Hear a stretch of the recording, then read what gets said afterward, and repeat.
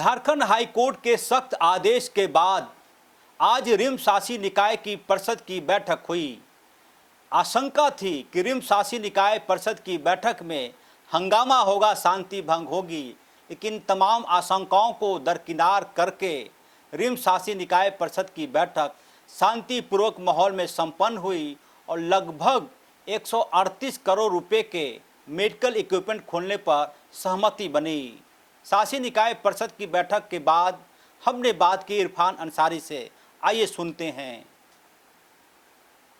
जो GB 61 GB की बैठक हम लोगों ने किया, रिम्स शासी इटासी की जो बैठक हुई है आज, तो ये कोर्ट के गाइडलाइन पे था और उनके द्वारा जो एजेंडा था उस पर हम लोगों ने गहन डिस्कशन किया और कोर्ट का ऑनर करते हुए जो जवाब था हम लोगों ने बहुत स्ट्रांगली दिया।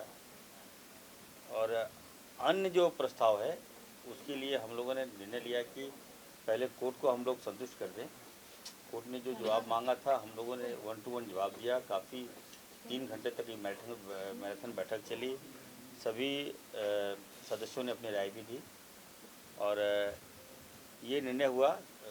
कोर्ट के द्वारा जो रिपोर्ट किए गए थे, हमारे रिटायर्ड जज साहब ने कहा कि नहीं, अभी और एजेंडा पे अभी बात नहीं करेंगे, हम लोग जो कोर्ट का जो एजेंडा है उस पर डिस्कशन किया गया। उसके बाद हम लोगों ने उनका ऑनर करते हुए हम लोगों ने बैठक को क्लोज किया है और अगली बैठक 9 अक्टूबर को हम लोगों ने निर्णय लिया कि हमने डेट भी फाइनल कर दिया कि 9 तारीख को अगली शासी की बैठक होगी। यहाँ तो कोर्ट का जो था लगभग 19-16 एजेंडा था हम लोगों ने। उसमें था कि रिम्स में परचेजिंग का मामला था, क्यों नहीं हुआ, डिले क्यों हो रहा है, फिर था कि रख रखाव की व्यवस्था क्या है, पेशेंट आते हैं तो उनका कितना इलाज हुआ, जो सेंटर वगैरह चल रहा है, ट्रामा सेंटर, जांच वगैरह जो एक्सरे है, ट्रामा सेंटर नहीं है, तो उस पर भी हम लोगों ने अपनी बात को रखा। दूसरा था कि कुछ मशीन जो इमीडिएट परचेज करना है, जैसे MRI वगैरह, CT स्कैन। अभी बताइए, इतना बड़ा पुराना रिम्स है, अभी तक यहाँ पर CT स्कैन नहीं है, MRI मशीन नहीं है, MRI नहीं है, तो दिक्कत हो रही थी। तो हमने श्योर किया कि जल्द से जल्द हम लोग MRI मशीन लगाएंगे और लोगों को राहत देंगे। और जो बात था, कुछ जो मैटर आए थे, हम लोग भी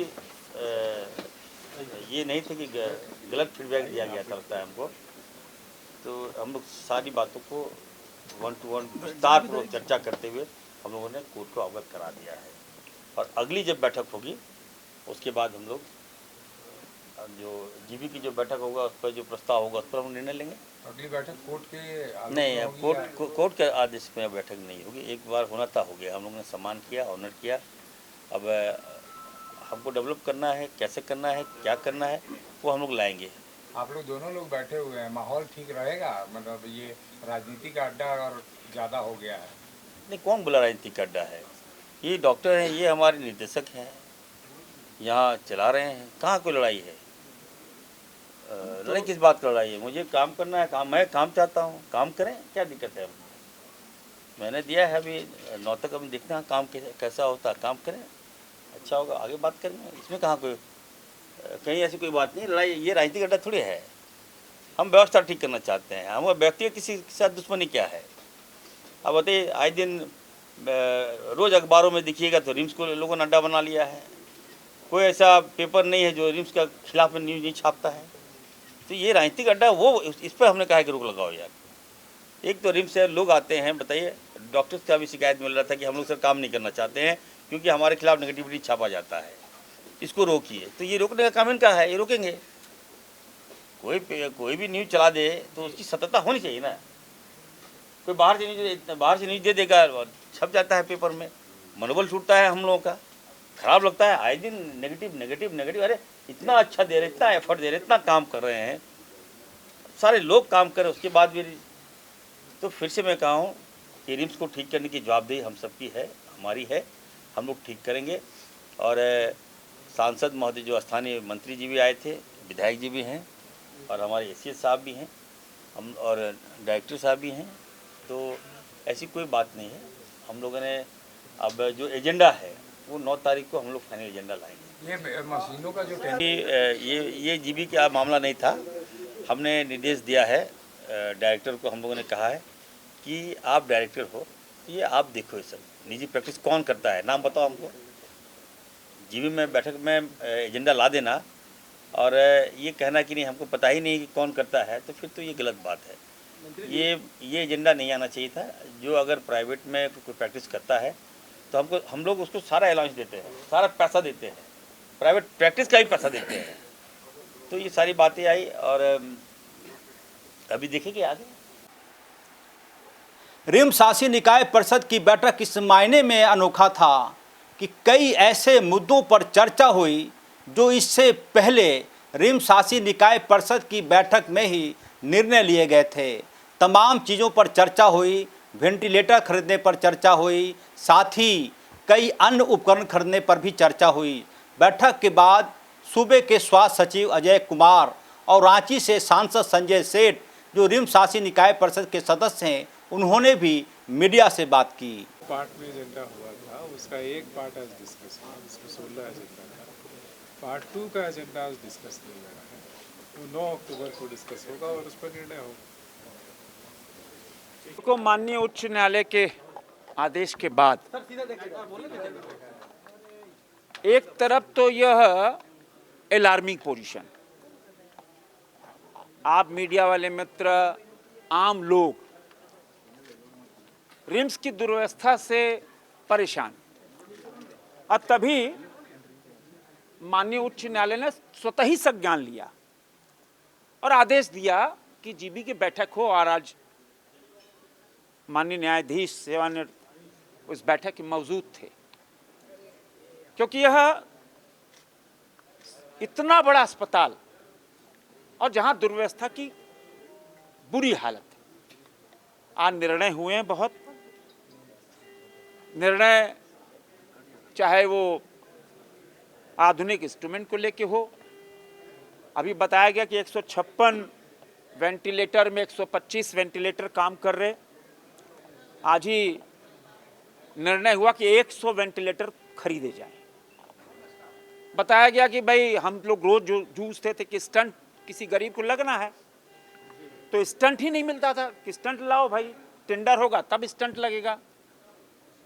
तब हुआ कि ना अब जल्दी से जल्दी इसका टेंडर हो और कोई भी मरीज वापिस नहीं जाए। स्थिति हम कह सकते हैं कि बियॉन्ड कंट्रोल थी।